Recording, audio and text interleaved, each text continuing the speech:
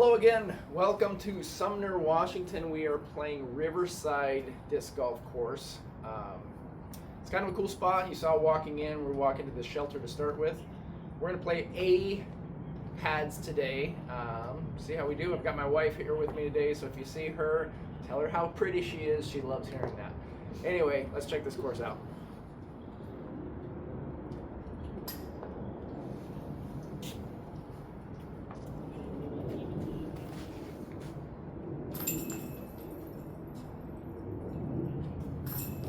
Nice. Get it, wife.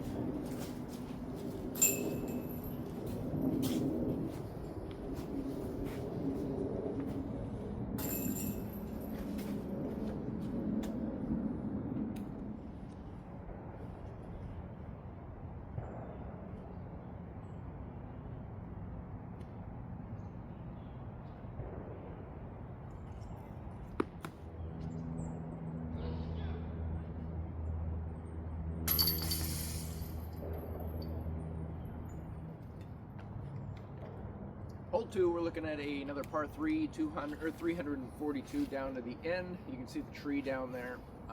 It's tucked kind of behind the tree. Do the same thing we did in the last hole, get another par. Really? You gotta do it. Put it right next to the basket.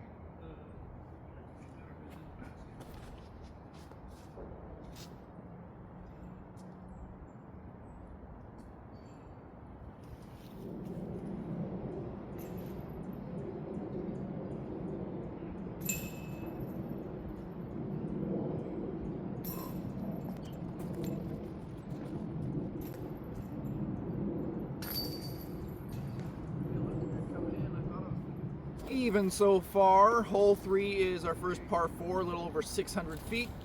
We're going to go over the, I guess, driveway through the park here. I think there's an OB. Yeah, OB as the edge of the parking lot, and there's a mando tree down there too. We're just going to avoid those things.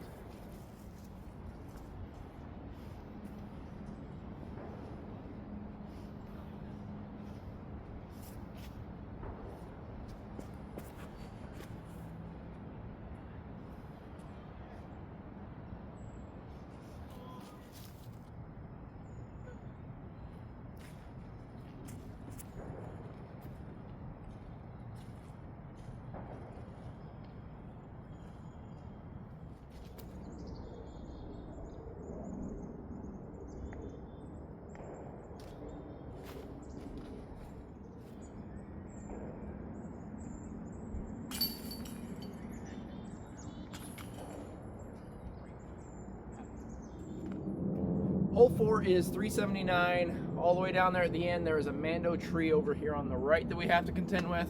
Otherwise, I think we're going to throw the same shot that we've thrown on the last 3 holes.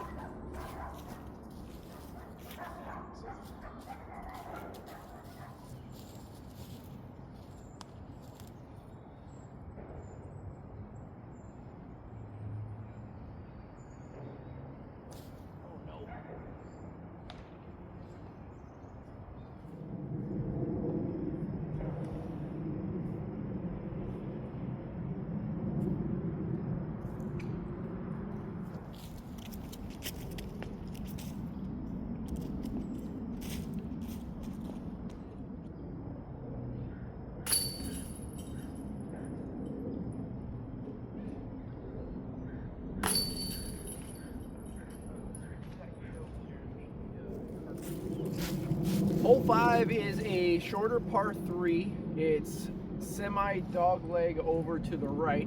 If you've been following the series so far, you know that I've had some issues with my forehands lately. This is going to be the first real drive with the forehand in a while. See how it feels. If it works out well, we might keep using it, but we don't want to push it.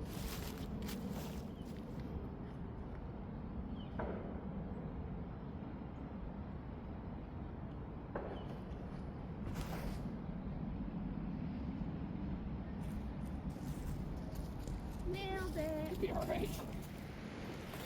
So coming around the corner here, we can see that we're surrounded by trees. I hadn't seen my disc yet, but it looks like we're parked.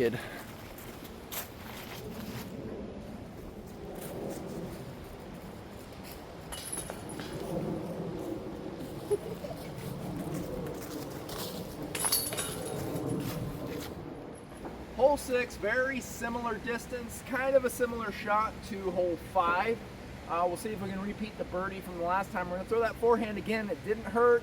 I think we need to skip a little further at the end this time, so I might give it a little more power.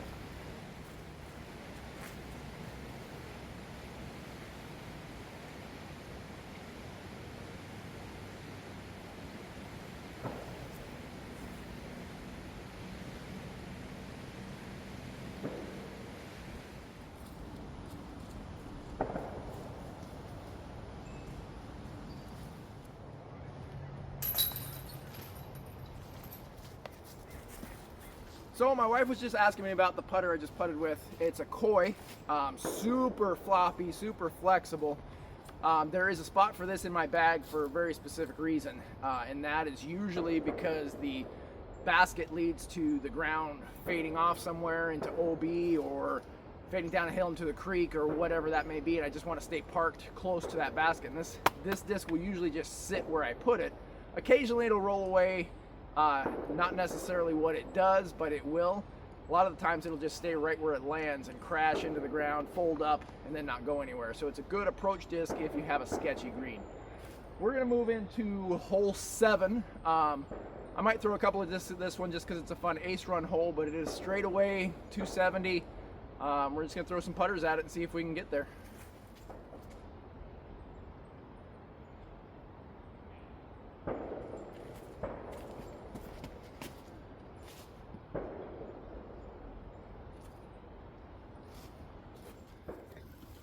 Now that I threw those, I don't know why I actually threw the putter other than they go straight. Had it been a 220 hole, yeah, a putter would have been a good option. Maybe I was just thinking in my head to get through these trees, those putters are going to go fairly straight. I probably would have switched over to understable heat. Maybe get a little closer, but I'm thinking that all those shots I just threw were about the same distance, but I'm guessing 40 feet short.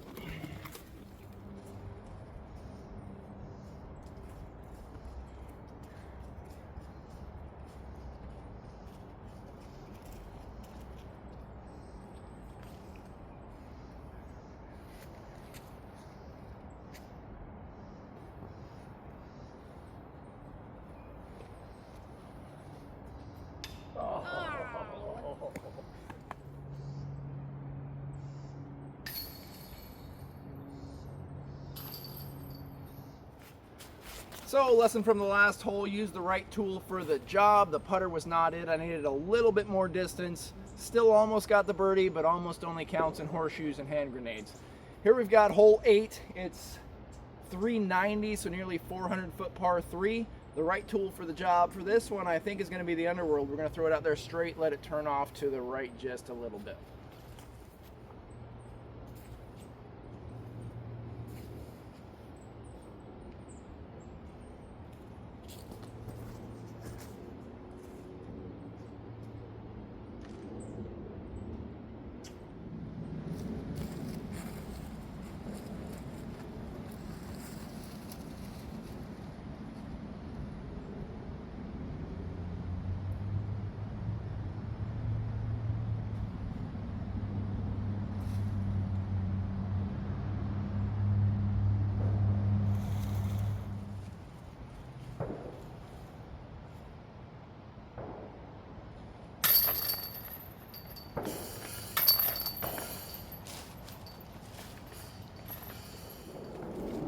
Hole 9 is 360, straight back behind us.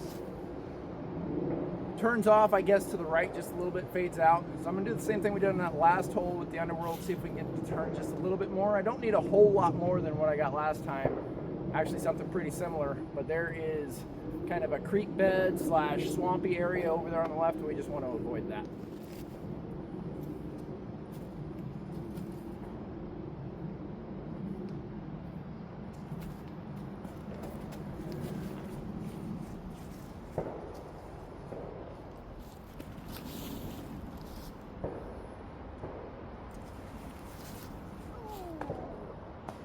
I don't know how you keep landing in the middle of the fairway.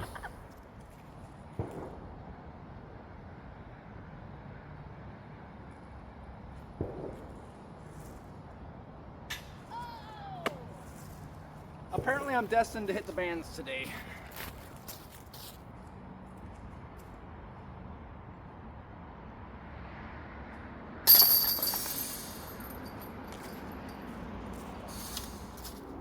There we are, halfway through the course. We're gonna hit hole 10 right now. Through 9, I'm sitting at even, and my wife, well, we'll just say that she's having a lot of fun playing disc golf today. I have been close to this one in the past. I'm just gonna throw it straight down the center. Hopefully it turns out a little bit, phase back towards the basket. We're at 306 straight away.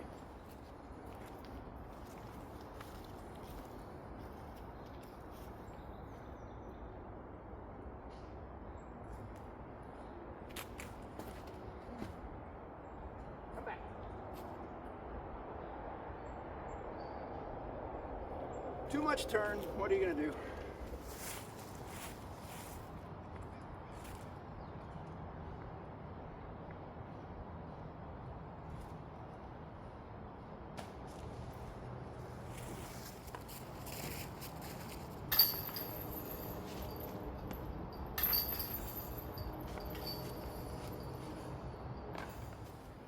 Hole 11, 290. All the way down there. They really like those left to right shots here. Not a big deal. I'm working on my turnovers anyway, so we'll see if the Hades can get us there.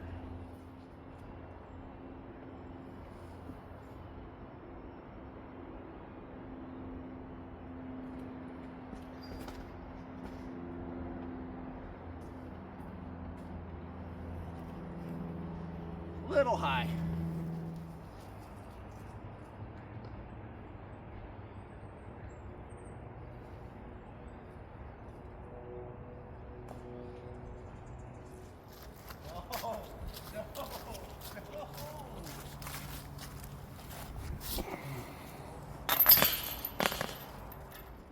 Hole 12 is 242. Finally, we're gonna dogleg the other way. I guess not really a dogleg, more of a crescent. That's a good shot for the buzz. We're gonna see if we can just take it around the corner and park it.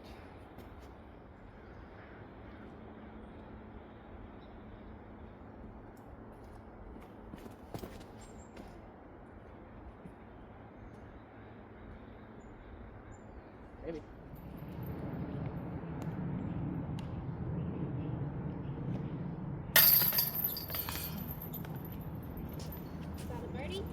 That's a birdie. Woo. Hole 13 is 318. You can see we've got a narrow gap of trees up there.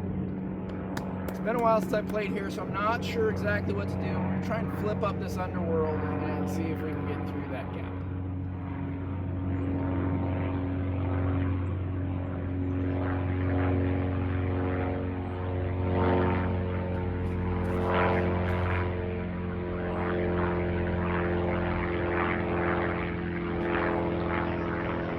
If we made it over those bushes, it's great. If not, we might be in deep. So I just mentioned that I don't play this course very often. There's a couple of good reasons for it. One, it's about 45 minutes from my house, and it's generally not where the group likes to play or requests to play. Two, this is not a summer course by any means. After mid-spring, it fills up with ferns and ivy and tree branches and leaves. It makes the course about 10 times harder, and I don't want to lose any discs. But if you start, we're in November right now, you're going to see this in December. It's not a whole lot to deal with. The lines are pretty open other than the trees being there, but you're not going to get stuck out in the ferns and be missing discs. So I recommend this as a winter-ish time course versus a summertime course.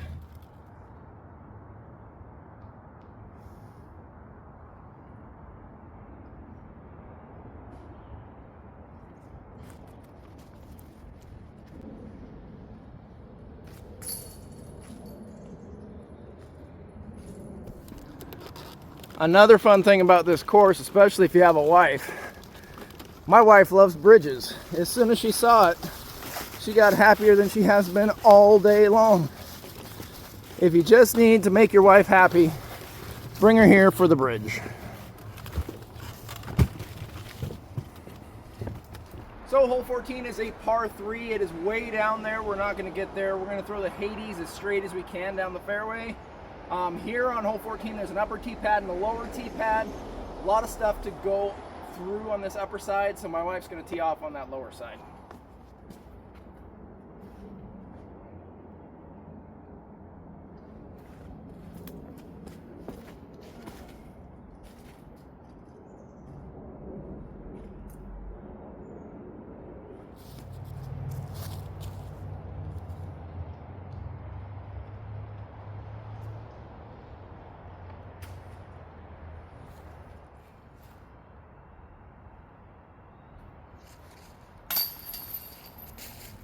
We have made it to hole 15. Based on the day, it's either a par 3 or a par 4. It looks like we're playing the par 4 today, 500 and some odd feet way down there.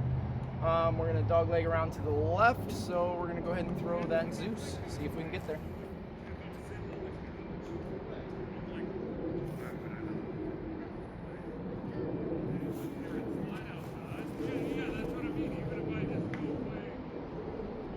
That was lucky, otherwise we would have missed the Mando.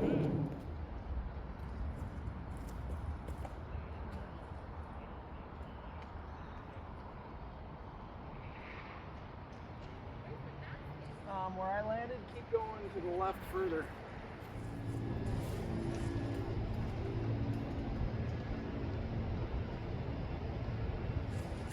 Oh no.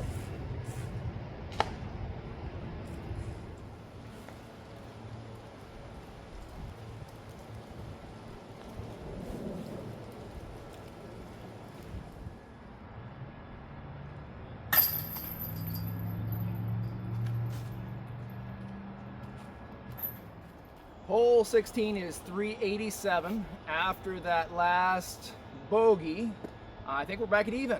And my wife is still at the bridge, having lots of fun. She's right here. She's going to tee off right after me.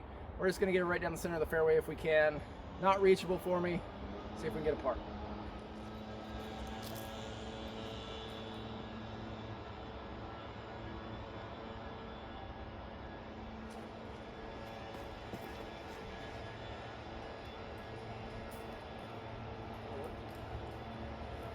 Right there, you're golden.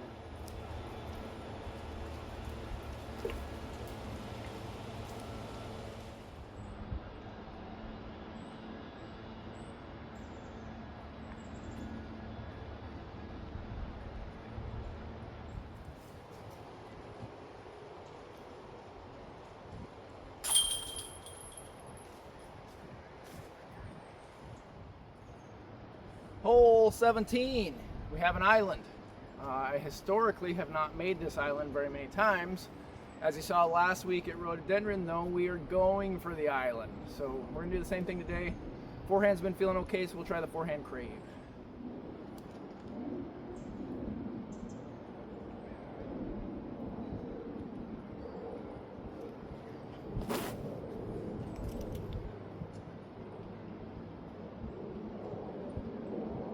I think that's okay.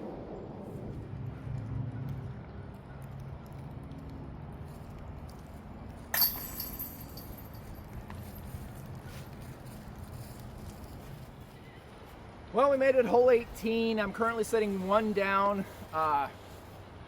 It's a par 3, 334, so if we can maintain the one down, that would be awesome.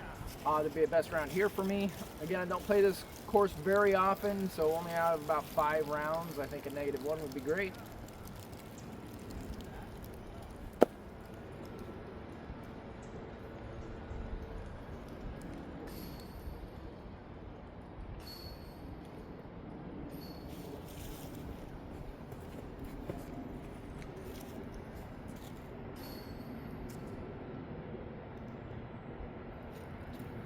That'll do.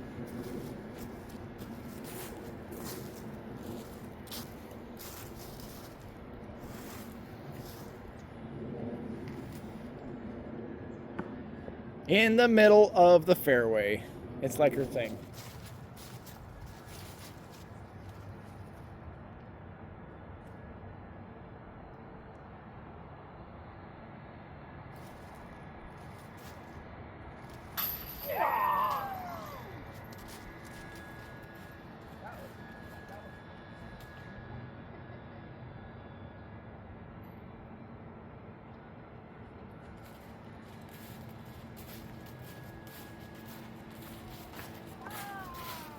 trusty old bullet. I guess I gotta quit saying I don't have the distance. So there was Riverside Disc Golf in Sumner, Washington. This is actually where I qualified for my NADGT tournament for this last year, as we've been talking about. Baskets are good, chains are good, not as many spit outs as we have been on other courses. We've also got this cool haunted little shed. If you've got fun places you like to play around the Pacific Northwest, let me know. Otherwise, like, comment, share, subscribe, do all the things, and say my wife's pretty. See you guys.